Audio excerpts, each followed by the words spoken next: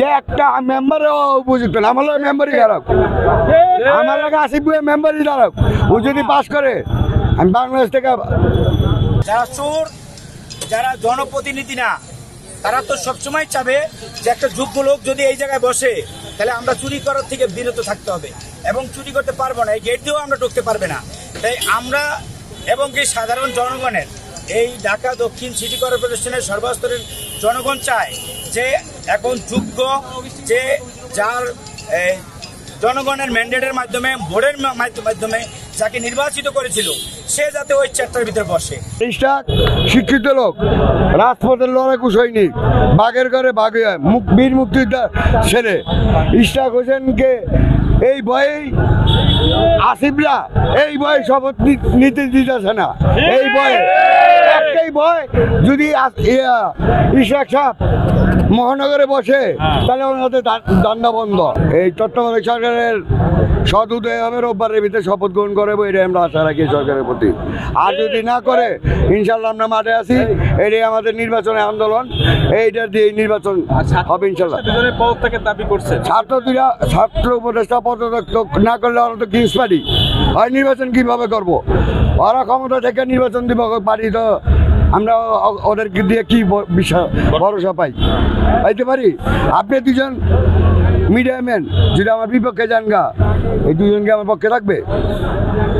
কথা বুঝছেন তো? ওরা তো এখানে কলকাতি যাচ্ছে 3টা 4টা, যে একটা মেম্বারও উপযুক্ত না, আমার লাগে মেম্বারই খারাপ, আমার লাগে আসিফ ভাই মেম্বারই খারাপ। ও যদি পাস করে আমি বাংলাদেশ থেকে। নতুন নতুন রাজনৈতিক দল গঠন হোক, এটা আমরা চাই, কিন্তু দুর্ভাগ্যজনক হলো এটা তো সরকারি দল। এই দলের অনুগত হয়ে তারা সরকারের উপদেষ্টা পরিষদে থাকবেন, আবার রাজনৈতিক দলও পরিচালনা করবেন, এটা জনগণ মেনে নেবে না। আমরা চাই যে আগামী ডিসেম্বরের মধ্যেই, সম্ভব হলে তার আগেই জাতীয় সংসদ নির্বাচনের আয়োজন করা।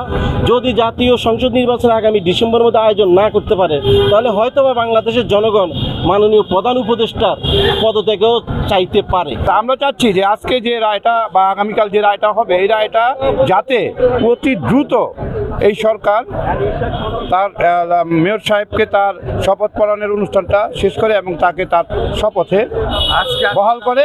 এই ফ্যাসিবাদী সরকার একজন ছিল আওয়ামী লীগ, শেখ হাসিনা, তার পরে এখন যারা উপদেষ্টা হয়েছে তারা 5ই আগস্টের ঘটনা দেখায় বলে যে আমরা এই দেশকে স্বাধীন করেছি, আমরা এই দেশকে সব করেছি।